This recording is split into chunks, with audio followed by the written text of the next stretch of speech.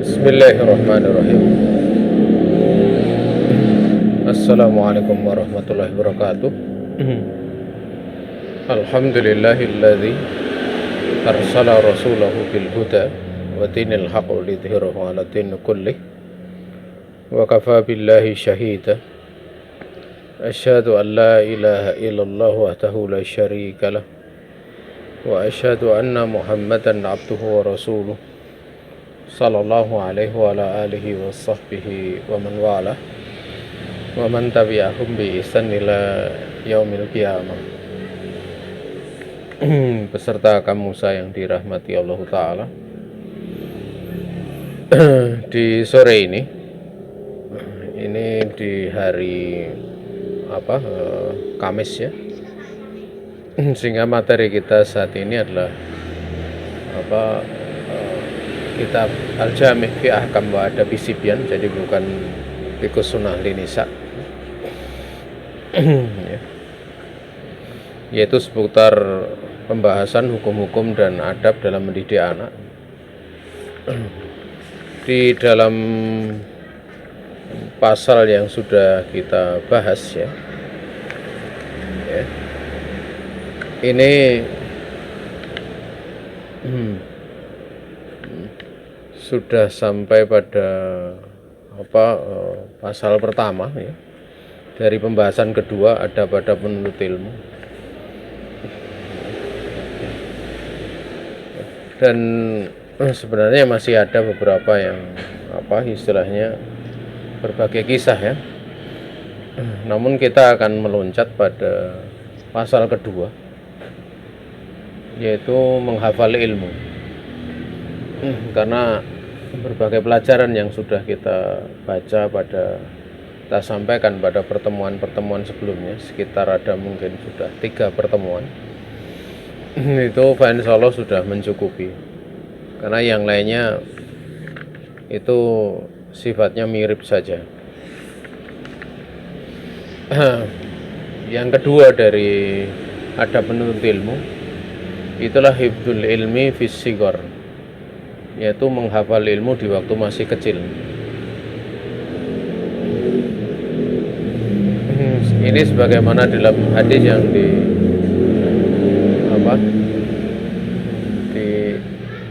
disebutkan atau diriwayatkan dalam Mu'jamul Kabir li Tabrani dari Ibnu Abbas radhiyallahu ta'ala anhuma annahu kana khalfa Rasulillah alaihi salatu wassalam qala faqala li wa ana radifu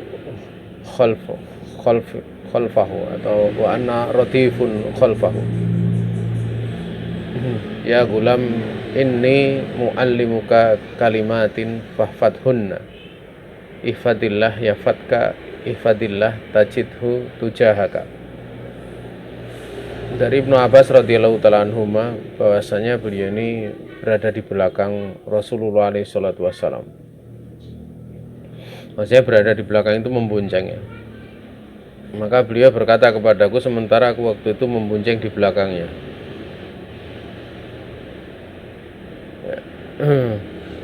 Beliau alaihi salatu wassalam bersabda, wahai gulam, sungguhnya aku akan mengajarimu beberapa kalimat, maka hafalkanlah kalimat tersebut. Kalimat tersebut, jagalah Allah niscaya Allah akan menjagamu. Jagalah Allah niscaya engkau akan mendapati Allah itu ada di hadapanmu ya. Kalau di urutan kitab ini ada dalam kitab Rawahu Tabrani di Mu'jamul Kabir, dan ini semakna dengan riwayat yang sudah kita bahas ya sebelumnya ya. Kalau dalam kitab saya halaman 300 atau nomor 310 ya. Nomor 310, di mana pada nomor tersebut ya, sebagaimana sudah berlalu pembahasannya, ini riwayatnya banyak ya. Ya, seperti di dalam riwayat Ahmad ya, Tirmidzi, kemudian Abu Ya'la, ya, kemudian Ibnu Sunni dan yang lainnya.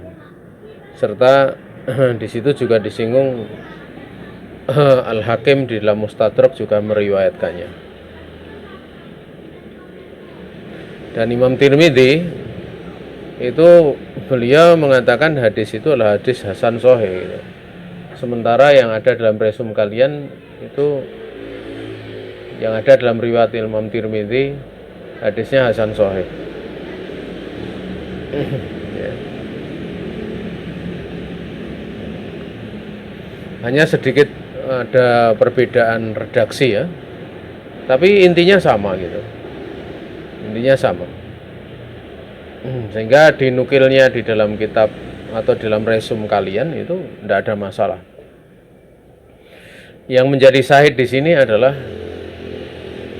sabda Nabi alaihi salatu wassalam, beliau mengatakan fahfadhunna, hafalkanlah. Ya. Kalau di dalam riwayat Imam Tirmidzi ya, Imam Ahmad dan yang lainnya itu tidak ada lafaz itu gitu. Dia hanya lafaz langsung ifadillah yahfadka. Ya, jagalah Allah niscaya Allah akan menjaga kamu. Tapi kalau dalam riwayat Tabrani ini memang ada penlafatan fahfadhunna, maka hafalkanlah, jagalah kalimat ini. Ya, ini menunjukkan bahwa menghafal itu termasuk jalan untuk seorang dia mendapatkan ilmu, termasuk adab di dalam menuntut ilmu. Ya, karena menghafal itu akan memudahkan pemahaman. Belum tentu pemahaman itu mesti menghafal, itu belum tentu ya. Ya. Namun akan lebih bagus manakala seorang itu menghafal kemudian memahami. Ya. Karena kalau tidak dihafal itu biasanya ya dia apa istilahnya, penjagaannya mesti dia jaga dengan yang lainnya, seperti dengan sutur, mencatat ya. Beda kalau menghafal itu sudur. Tapi memang tingkat kekuatan dobet namanya kalau dalam hadis itu, ketepatan di dalam catatan itu lebih didahulukan ya dibandingkan ketepatan di dalam hafalan, dalam dada. Karena hafalan itu bisa berubah. Kalau catatan itu agak lebih sulit untuk berubah. Ya mungkin saja seperti ada kisah kitab seorang tabib ya, yang hurufnya itu ba, kemudian terkena kotoran binatang kecil menjadi hurufnya ya, titiknya 2. Nah, ini menjadi persoalan ya. Tapi kondisi seperti itu kondisi yang tidak semudah hilangnya hafalan kalau di dada gitu. Kadang sebagian ulama itu punya kitabnya terbakar atau kitabnya rusak. Kalau di masa kini misalnya tintanya kadang tintanya karena kena air atau kena apa kemudian melebar kemana-mana. Ini juga termasuk menjadi sebab bahwa rusaknya kitab gitu. Ya, makanya kalau sampai kemudian tidak bisa menghafal atau lemah di dalam menghafal, jangan seorang meninggalkan mencatat gitu. Ya. Makanya ada sebagian ulama kita ya, di dalam menyampaikan dalil hadis itu, nas hadis itu kadang fil makna gitu, secara makna saja, bukan secara sigohnya yang didapat atau sempurna dari pembicaraan antara Rasulullah SAW dan para sahabatnya. Wallahu taala a'lam. Oleh karena itu terkadang ada seorang ulama ya ada sebagian dari orang yang dia menerima ilmu gitu. Dimana ilmu itu dia dapat dari orang yang hafalannya lebih kuat. Tapi bisa jadi yang mendengar itu dia lebih paham tentang maknanya dibandingkan yang menyampaikan. Ya. Itu didapati itu.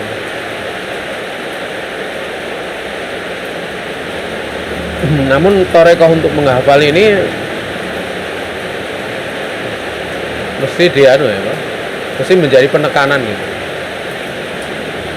Karena memang belajar itu ya untuk dimudahkan dia dapat paham ya dia menghafal. Kemudian qala Hasan Al-Basri rahimahullah taala wa Qatadah wa Nafi' ya. Rahimahumullahu taala al-hifdzu fis sigar kanaksi alal hajar. Beliau mengatakan menghafal di waktu masih kecil itu seperti melukis di atas batu. Artinya melukis di atas batu itu lukisan itu mengukir atau melukis itu di atas batu berat. Tetapi dari sisi hasil itu Masya Allah ya. Masya Allah.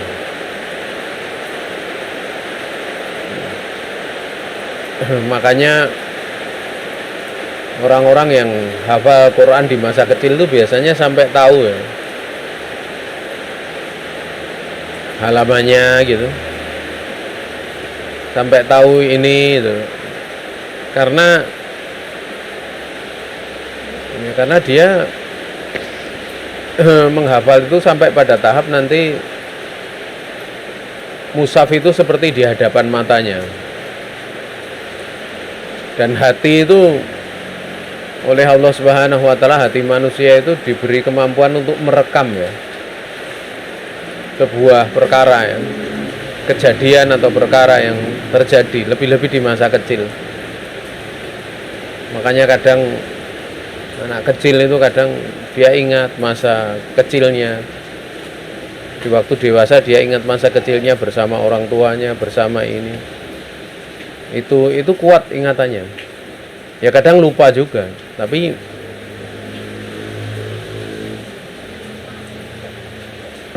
tidak sedikit yang kemudian dia mengingatnya.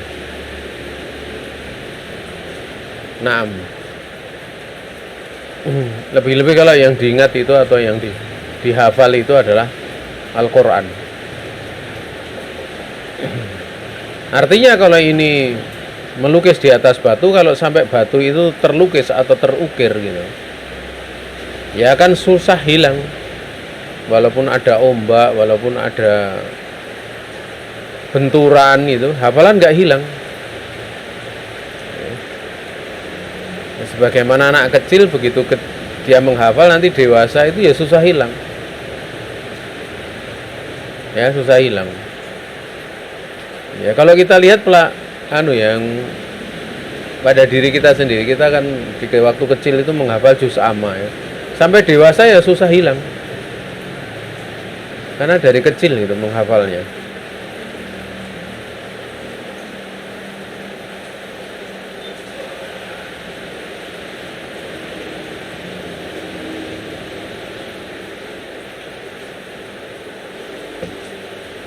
Kemudian Al-Qamah rahimahullah ta'ala dia berkata ya, ma hafitu wa ana syabun faka'anni angdur ya, faka'anni angdur ilaihi fi kurtasin au waraqatin ya. Apa saja ilmu yang aku hafal sementara waktu itu aku masih muda, maka seolah-olah aku ini bisa melihat ilmu itu pada sebuah kertas atau sebuah warokoh, lembaran kertas ya. Warokoh itu lembaran yang sama ya. Jadi coba kalian lihat ya, perkataan beliau di waktu beliau muda itu ya. Itu beliau menghafal ya. Artinya apa yang beliau hafal di waktu masih kecil ya. Mahafitu wa ana syabun. Apa yang sudah aku hafal di waktu aku masih kecil, maka pada saat aku sudah masuki usia pemuda, syabun, seolah-olah aku ini angduru ilaihi fi ya, kurtasin aw warakah. Jadi apa saja yang aku hafal di waktu kecil, pada saat aku muda ini seolah-olah aku ini melihat ilmu itu tertulis di sebuah kertas atau lembaran kertas. Ya, itu Masya Allah ya. Seperti itu.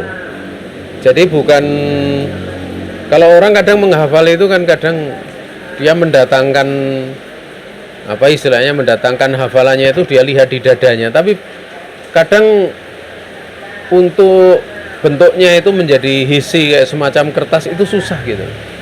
Biasanya lebih ke dia mikir-mikir gitu loh.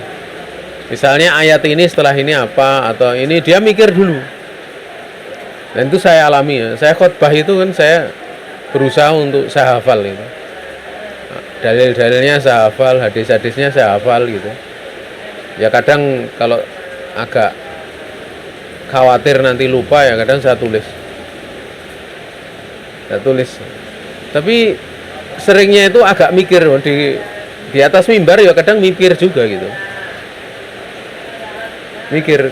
Jadi di dalam hati itu belum terbentuk, atau di dalam angan-angan itu belum terbentuk kertasnya, tulisan itu belum. Makanya kenapa anak kecil itu kadang mungkin itu ya karena itu gitu. Karena dia ibarat seperti membuka lembaran-lembaran buku, tulisan itu di hadapan matanya gitu. Beda kalau orang tua, misalnya anak muda atau orang tua itu, ya dia mungkin pikirannya banyak, udah pikiran ini, pikiran itu, akhirnya yang terlintas itu, menyampaikan ini yang terlintas malah itu. Seperti kita sholat yang terlintas malah apa? Mungkin kunci, mungkin pintu yang belum ditutup, ya kan seperti itu, lintasannya masih seperti itu. Coba kalau misalnya lintasan-lintasannya itu adalah lembaran-lembaran kitab itu. Makanya kenapa ada orang yang sangat fasih itu dalam menyampaikan kitab itu.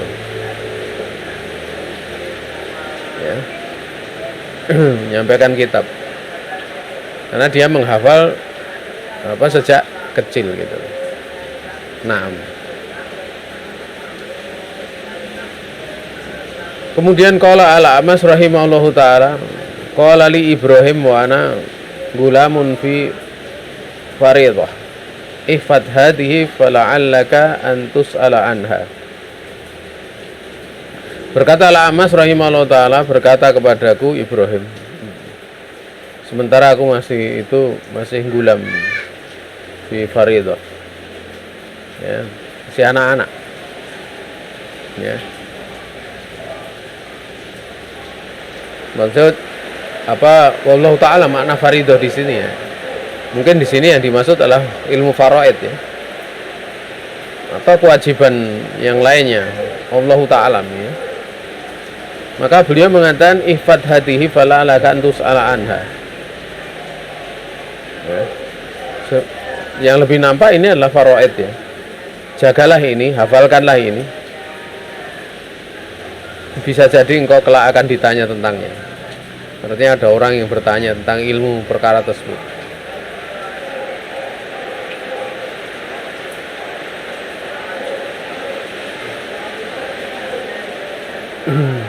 Sufyan bin Uyainah itu pada saat belajar itu kan pernah bertemu dengan Az-Zuhri rahimahullahu taala.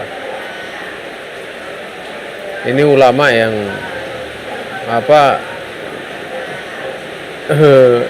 letengnya itu kan Sufyan bin Uyainah setelahnya, Zuhri itu sebelumnya.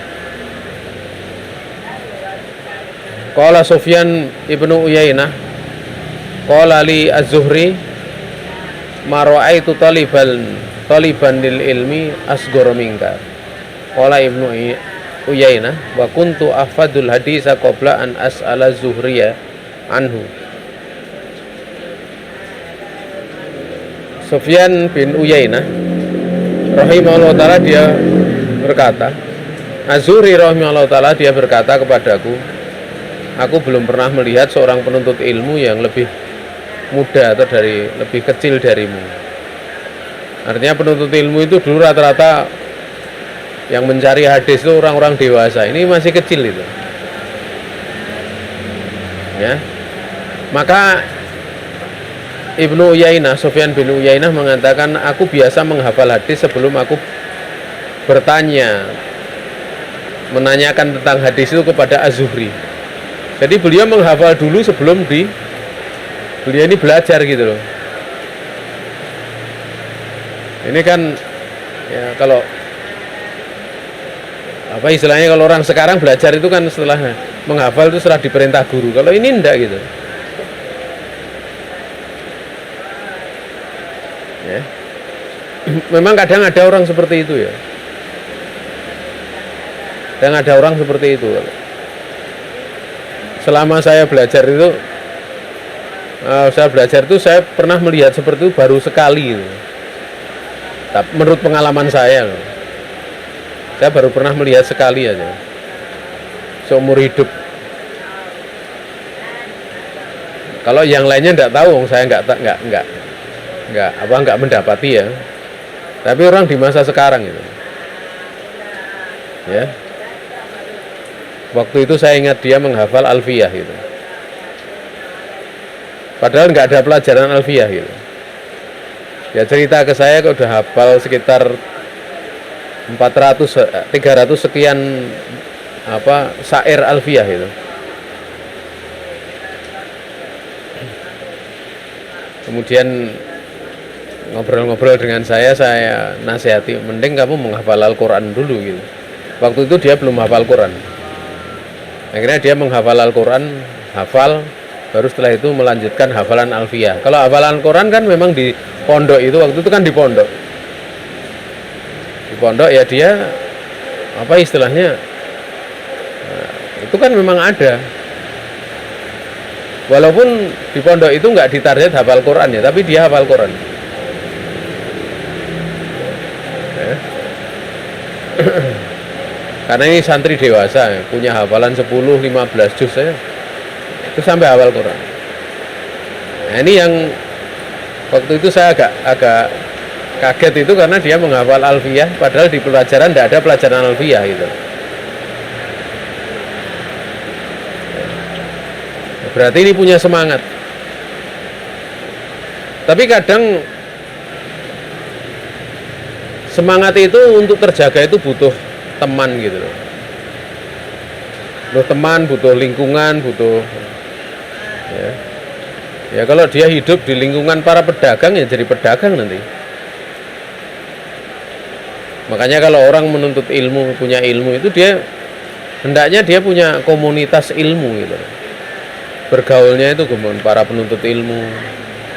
Ya, bergaulnya itu dengan, jangan kemudian ikut larut dengan yang selain penuntut ilmu. Nanti ilmunya nggak terjaga. Wallahu ta'ala alam.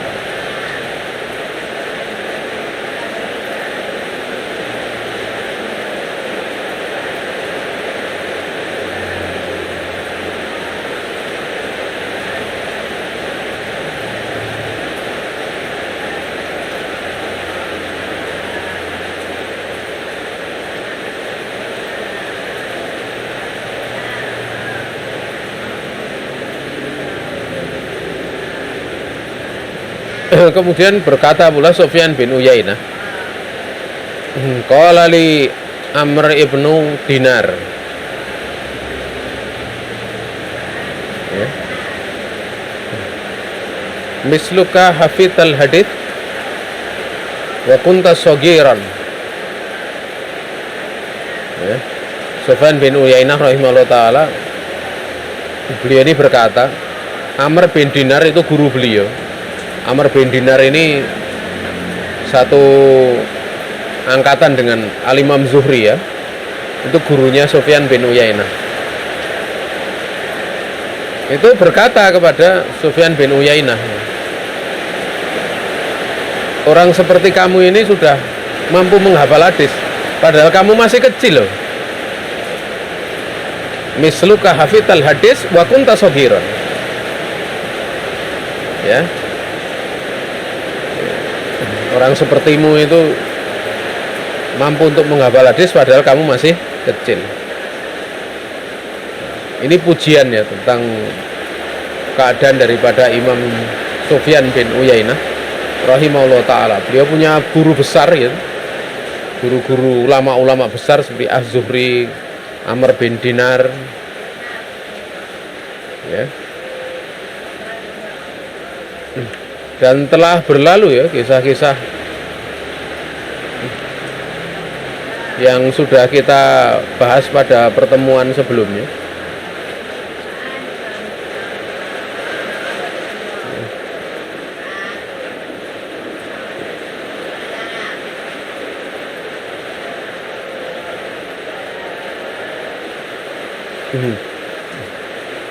Bagaimana beliau juga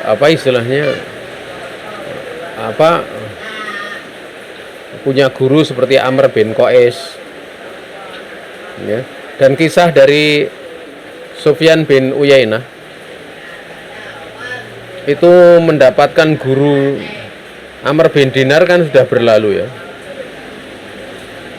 Bagaimana beliau menceritakan kalau beliau diajak oleh orang tuanya ke Mekah, kemudian seorang laki-laki yang ingin masuk masjid, kemudian Sufyan bin Uyainah diminta untuk menjaga kendaraannya, tapi dia nggak mau, ya, kecuali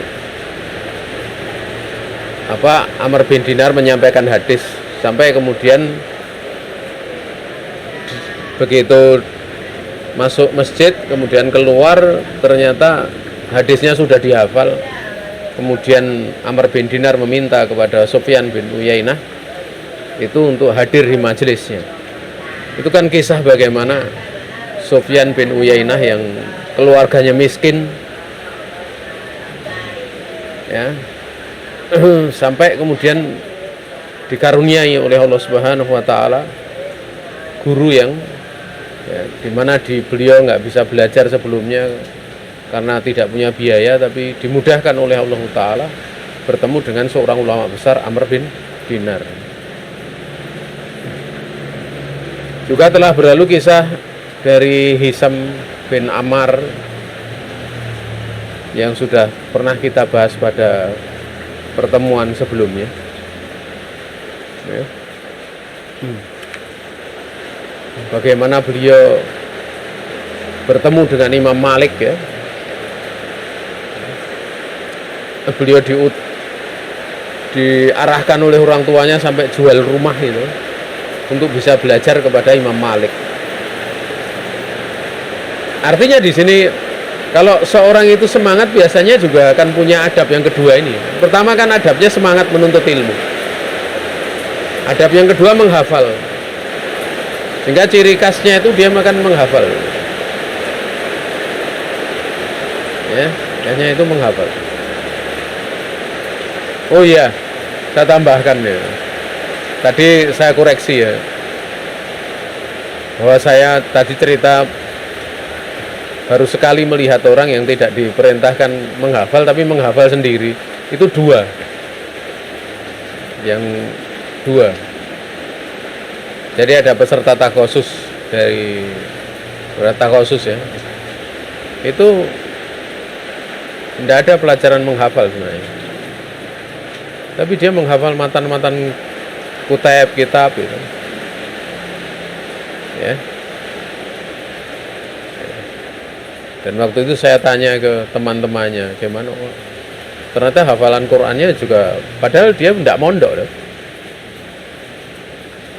Dia belajar menghafal, hafalannya cukup banyak gitu. 20 juz lebih gitu. Itu enggak mondok loh. Enggak mondok. Itu diceritakan pada kami. Karena saya penasaran gitu. Penasaran kok kalau misalnya baca kitab kok jarang salah gitu.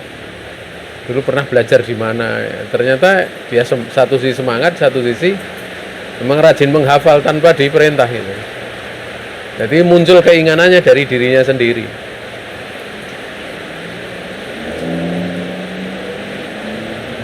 Nah, itu akan berhasil seperti itu. Jadi ini satu rangkaian ya, semangat nanti itu akan bentuknya menghafal.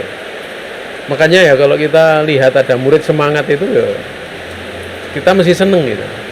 Seorang guru itu mesti seneng gitu.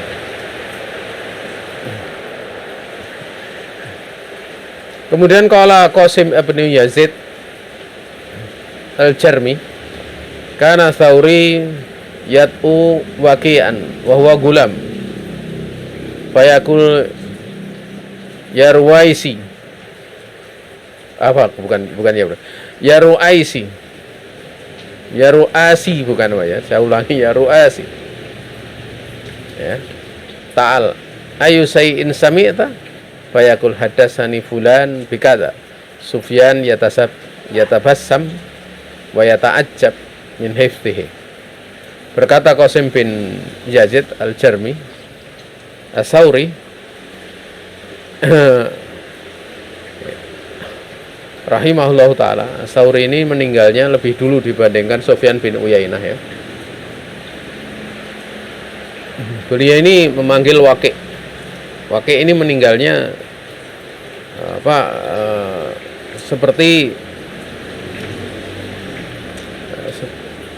Sufyan ya, satu masa dengan Sufyan bin Uyainah. Waktu itu Waqi' masih gulam ya, masih anak-anak menginjak balik atau menjelang balik atau setelahnya sedikit. Ya Ru'asi kemari. Apa saja yang telah engkau dengar? Apa saja hadis yang telah engkau dengar? Kemudian Waqi' ini mengatakan hadatsani fulan bikadza. Fulan telah menceritakan hadis kepadaku. Maka Sufyan Ats-Tsauri ini pun tersenyum dan takjub dengan hafalannya.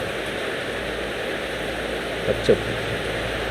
Jadi hafalan itu termasuk sesuatu yang menakjubkan. Sayangnya di negeri kita itu ukuran hafalan itu hafalan Al-Quran gitu.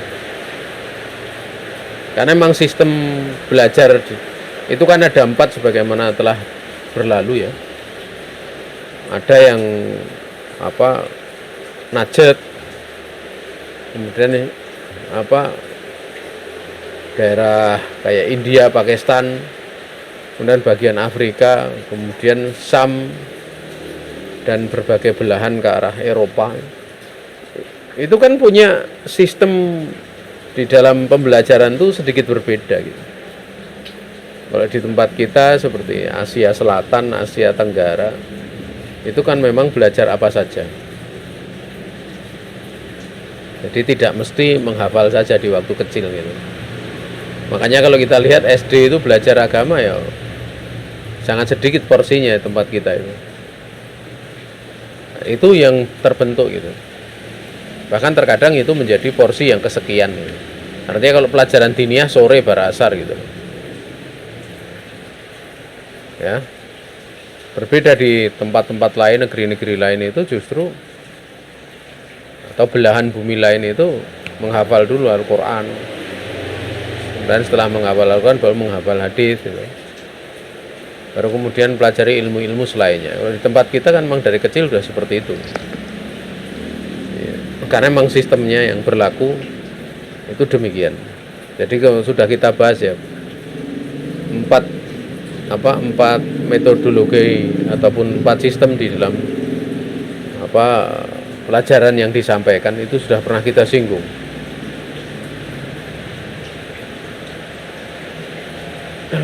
Kemudian qala Syafi'i rahimahullahu taala, berkata Imam Syafi'i rahimahullahu taala, hafidtu al-muwatta qabla an ahtalim. Masyaallah ya. Saya telah menghafal kitab al-muwatta sebelum aku ini mimpi, sebelum aku ini balik. Dan Imam Syafi'i di tempat yang lain itu menceritakan ya, bagaimana beliau itu mendatangi Imam Malik. Qala Syafi'i rahimahullah taala, qala Syafi'i rahimahullah taala, ataitu Malik ibna Anasin wa ana ibnun salasu asyarata sanatan. Wa kana ibnu amin li waliyal wa kana ibnu amin li waliyal Madinah. Fakallama li Malikan fa'aituhu li aqra'a fakultu anna aqra' qala faqara'tu alaihi wa kana rubbama qala li syai'in qad marra a'adtu haditha kadha fa'u'idhu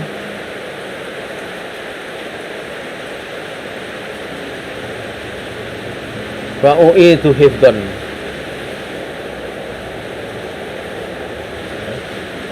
Faka'annahu ajabahu thumma sa'altuhu an mas'alatin fa'ajabani thumma ukhra faqala anta yajibu an takuna qadiyan. Masyaallah ya. Imam Syafi'i rahimahullah ta'ala beliau berkata, aku mendatangi Imam Malik bin Anas sementara umurku 13 tahun. Waktu itu anak pamanku, jadi saudara sepupu Imam Syafi'i itu seorang pembesar di kota Madinah ya. Maka anak pamanku ini berbicara membicarakan diriku kepada Imam Malik untuk belajar gitu ya, seperti minta izin gitu ya. Kemudian aku pun mendatangi beliau untuk membaca. Sambil kemudian aku berkata, saya akan baca, karena beliau hafal al-muwatta. Kemudian Imam Syafi'i berkata, aku pun baca di hadapan Imam Malik. Dan terkadang beliau ini berkata kepadaku tentang sesuatu yang sudah lewat.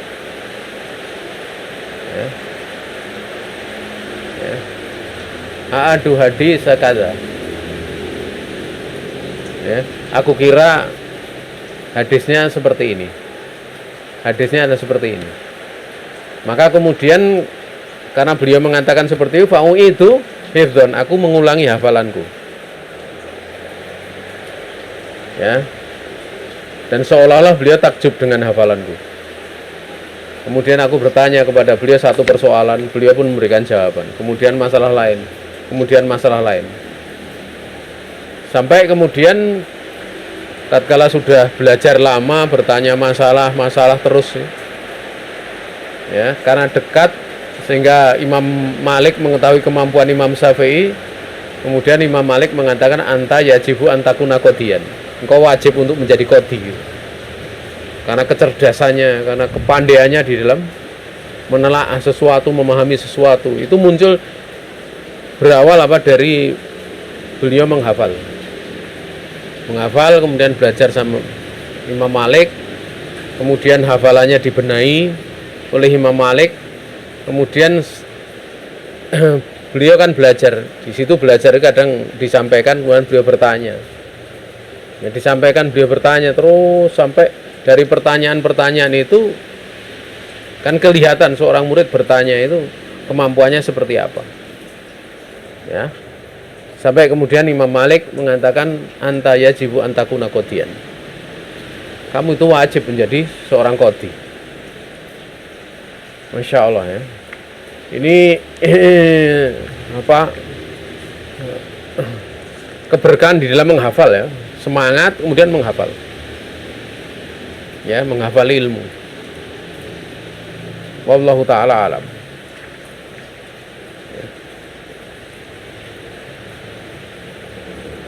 Ini saja yang bisa disampaikan pada pasal kedua, besok kita lanjutkan.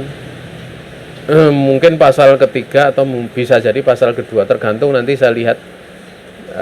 Kalau memang ada yang ingin saya sampaikan dari pasal kedua ini tambahan akan saya sampaikan, tapi kalau enggak akan saya sampaikan pada pasal yang ketiga. Ya. Ada salah datang dari pribadi diri saya sendiri dan dari syaitan. Saya istighfar kepada Allah Subhanahu wa taala. Kalau ada benar semata-mata keluasan rahmat Allah taala yang diberikan kepada kita. Waktu dan tempat saya kembalikan kepada pembawa acara.